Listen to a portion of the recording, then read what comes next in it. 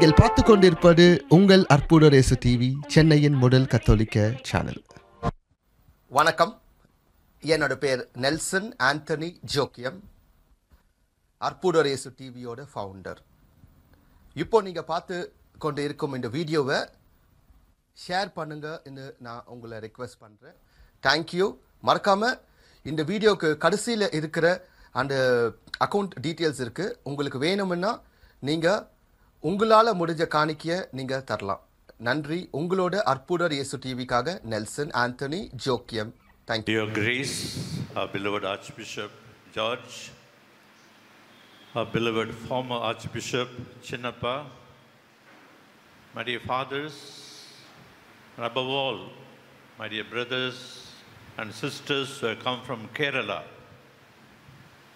the relatives of Father Thomas George. Today is a very sad day for us in the Archdiocese because we have lost a great person, Father Thomas Joseph. I would say this is a very significant loss. People died. Several people died. But the death of Thomas Joseph is significant because he lived a very healthy and hearty life for nearly 101 years. Of these 71 years, he spent as a very active priest, pastor, spiritual director, and a person who was fully involved with the workers' movements. So, my dear friends, he was born on January 14th, 1919. It is the time of Pongal here in Tamil Nadu. And perhaps we did not have anybody so far in the Archdiocese or around here who lived such a long life and such a meaningful life, more than 100 years. He was born in a virtuous family, a well-to-do family in Changanacheri, near Muttam. And actually, as was mentioned in the introduction in Tamil, he was already studying in a college. And his parents wanted to make him a lawyer. He himself told me this once. They wanted to make him an advocate, a lawyer. But it was at that time that he heard about Madras, Chennai, Archbishop Luis Matthias looking for vocations to become priests. And he said he would like to go to Madras, Chennai, and become a priest. That's how he landed in Punamalli in 1940 and joined the seminary there, which had just been started in 1936. And he was ordained a priest 10 years later, on the 21st of December 1949. At that time, it was the feast of St. Thomas Apostle. So Thomas Joseph was ordained priest on the feast day of St. Thomas the Apostle. And after that, he was assistant for a short time in one of the parishes in the city. And then the Archbishop Luis Matthias saw this man and had an insight about him that he will do great things. So he sent him to Oxford University to do some studies on social work. So it was the real vision of Archbishop Luis Matthias that somebody should study for the Archdiocese matters regarding social work, that also in a place like the Oxford University. And he went there, he was there for nearly 3 years. It was there also he met another great personality who was involved in the workers' movement, Cardine, who later became a cardinal, Cardinal Cardine. He knew him personally. Cardine had also come to Madras city. I have seen him here. And so, my dear friends, when he returned from England, he was appointed chaplain for the young Christian workers and young youth directors, young youth workers. And he was there doing this job very beautifully until he was taken to Delhi to be the secretary of the Commission for Workers. And in Delhi, he spent nearly 20 years as secretary for the Commission for Workers. And that time only, he represented not only our diocese, the whole of India. When he went for meetings here and there, he was in fact taken by the Holy See to attend certain meetings and speak the view of the Catholic Church in certain issues pertaining to workers' movement. That was the history. He spent about 20 years in Delhi with all this. Then he came back to Chennai. Still he was involved in the workers' movement, staying in the Catholic Center. And then he also wanted some pastoral experience. He was made parish priest of St. Peter's Church at Raipuram, where he spent 7 years. And from there, he went to Punamalli Seminary to be a spiritual father. He was there for nearly 13 years in seminary as spiritual father. It was there that I came very close to him. I was there teaching, and also I was rector for some time when he was there. And after that, my dear friends, as he was getting little older and physically not very able, in his almost late 90s, he came to Vianney home. We have a home here where elderly priests are kept and looked after next to the Archbishop's house, and he was there for the last 3 years. He kept good health. God had given him good health. He had no diabetics, he had no blood pressure, he has no such a disease at all. That's why till the last moment he was quite healthy. His only problem was his lungs were congested with phlegm. All the time he had to cough and cough and cough because of the phlegm. That was the only problem he had. But he was looked after excellently by our sisters, by workers, by our own doctor here. And then he expired yesterday at about 1:20, very quietly expired. So this has been the life of this great man, Father Thomas Joseph. Now, what do we learn from his life? It was read in the Gospel, read in Tamil, that Jesus was speaking to the disciples. He told them, "In my Father's house there are many dwelling places. If it were not so, would I have told you that I go to prepare a place for you? And I'll come again and will take you to myself, so that where I am, there you may be also. And you know the way to the place there." So it tells the disciples, well, I got several rooms, mansions there in heaven, and I'll take you. And who asked the question to him? It was Thomas. It was one Thomas asked him, "Lord, you say about the mansions and so on. You say about the way. We don't know the way, how to go there." It was that Thomas who asked. And Jesus told him, "Thomas, I am the way, I am the truth, I am the life. You follow me." This is exactly what this Thomas did. This Thomas Joseph, Father Thomas Joseph, in all his ministry in the last 71 years as priest, he followed Jesus, the way and the life. I am the way, the truth, and the life. He followed him, these three principles. Jesus was his way, Jesus was the truth that he held on to, and Jesus was the life that he held on to. That's how his life we could see. Those of us who were close to him.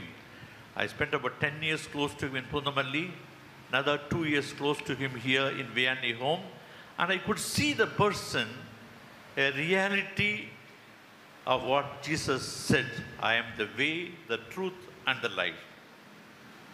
My dear friends, I would like to give you just 6 instances about his life, just 6 qualities that made up his life.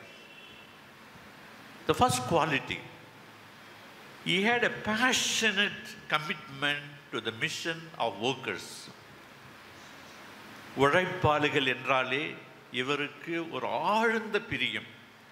உழைப்பாளிகளுக்காகவே இவர் வாழ்ந்தார். He was all the time speaking about workers movement, workers and so on. In fact, he used to tell me, I am disappointed in the archdiocese there is no proper person established to continue this work for the workers. And one day he called me, bring me a paper. I want you to write down these following things. You write this, that, and so on. And you must tell the Archbishop to put somebody in charge of workers. So it was a passion for him.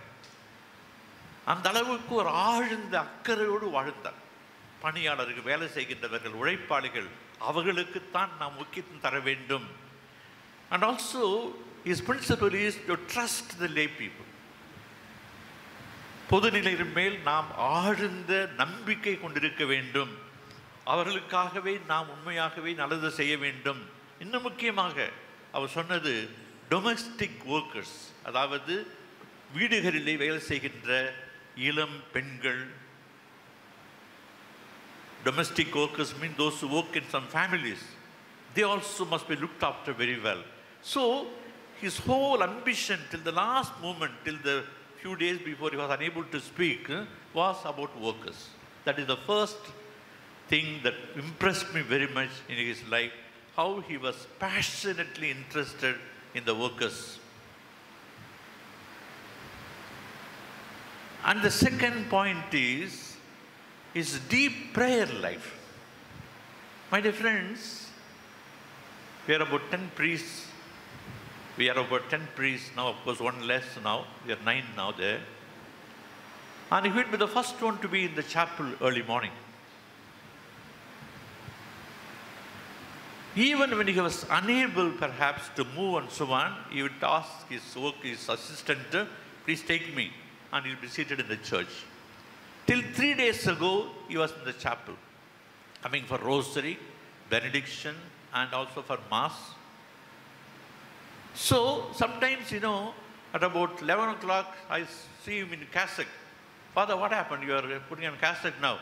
When is the next mass? I want to go for the mass. He was not aware that the mass is already over. Sometimes 3 o'clock, he will put on the cassock and go and sit in the church thinking mass is going to come. So that was a kind of, insight he had about his own deep commitment to spiritual life, prayer life. He was a man of deep prayer. And all the time in the church, he'll be there looking at the Eucharist and praying. The third point about him is his deep sense of generosity. He was very generous to people. I was just speaking to Father Felix, the present rector of the seminary, how generous he had been in the seminary, not only the seminarians, to the workers, and he was generous in donating also money to the seminary. And even here, whatever he had, he was giving. He had generosity as part of his life. எல்லாருக்கும் தர வேண்டும், எல்லாரும் மகிழ்ச்சியாக இருக்க வேண்டும், ஏழைகள் மகிழ்ச்சியாக இருக்க வேண்டும் என்று தன் கையில் இருந்ததை கொடுத்து விடுவார். அதுதான் அவருடைய ஒரு நல்ல குணமாக இருந்தது. A sense of generosity, தாராள மனப்பான்மை. Then the fourth point is the simplicity of his life. What did he have in his room? If you go to his room, a few books here and there. And he had 2 or 3 dhotis. You always see only dhotis. And maybe 2 or 3 shirts. That was all the property that he had in his room. அப்படிப்பட்ட ஒரு ஏழ்மையான வாழ்க்கை அவர் வாழ்ந்து கொண்டிருந்தார். இங்கும் வாழ்ந்து கொண்டிருந்தார். கடைசி வரைக்கும் அந்த ஏழ்மையில் தான் வாழ்ந்தார் நம் தந்தை Thomas Joseph. And the fifth point is he had a very strong sense of community life. At one time, sister said, Father, you cannot go to the refectory because it is not nice for you to walk from here. We'll bring the meals for you. You can stay in your room and you can have your meal here. Yet one day, following day, he said, no, I want to join the group community. He was there again with us. Because he wanted to be with us, chat with us. அப்படிப்பட்ட அதாவது ஒரு குழு மனப்பான்மை, பிறரோடு இருக்க வேண்டும், பிற குருக்களோடு இருக்க வேண்டும், பேச வேண்டும், அவர்கள் சொல்வதை கேட்க வேண்டும், நான் சொல்ல வேண்டும், அப்படிப்பட்ட ஒரு ஆழ்ந்த அந்த குழு மனப்பான்மை அவருக்கு இருந்தது. He was deeply a person for others, thinking of others, speaking to others. And when he seated before the room and we passed by also, he looking at us and telling us certain things. One day suddenly he called me and said, Father, I want to go to Pondamalli. Please arrange for me immediately. Because he had his mind all the time in the Pondamalli seminary, because so many boys, so many young seminarians were there with him. Another day he said, Father, I want to go across this river. Please help me to cross. He was thinking perhaps of his family, which was surrounded by water and rivers. And so, he had the spirit of real communion with others, community life with others. And then, fathers, one last point about his life I would like to insist is, he was a perfect gentleman. What do you mean by perfect gentleman? He would never speak one word against anybody. Against a brother priest or a bishop or anybody else, he'll never speak. I've never heard him speaking, saying, that man cheated me, or this man did. Never, never, never he spoke. He never spoke against anybody. He was a person who always accepted people as they were. He loved people as they were. And that is perhaps the biggest quality we can learn from him. And that perhaps is the secret of his good health. He never had any grudge against anybody. He never had in his heart anything against anybody at all. If at all he spoke sometimes little nervously, it was about the problem of rights. We have Latin rite and Syro-Malabar rite. So when he speaks of that, he gets a little excited. That's all. That passes off in a few moments, in a few minutes. Otherwise, he would never, never utter any single word against anybody. We could never hear him speaking against anybody. So that has been the greatest quality. யாரை பற்றியும் குறை சொல்ல முடியாத ஒரு தன்மை அவருக்கு இருந்தது. எல்லாரையும் அவர் அன்பர்களாக ஏற்றுக்கொண்ட ஒரு தன்மை இருந்தது. ஆகவே முழுமதோடு எல்லாரையும் ஏற்றுக்கொண்டார் அவர். அப்படிப்பட்ட ஒரு தாராள குணமுடையவர் தான் நம்முடைய தந்தை தாமஸ் ஜோசப். ஆகவே அன்பார்ந்த சகோதர சகோதரிகளே, நான் சொன்னது போல அவருக்கு எந்த வியாதியுமே இல்லை கடைசி வரைக்கும். பிளட் ப்ரெஷர், டயபெட்டிக்ஸ் ஒன்றுமே கிடையாது.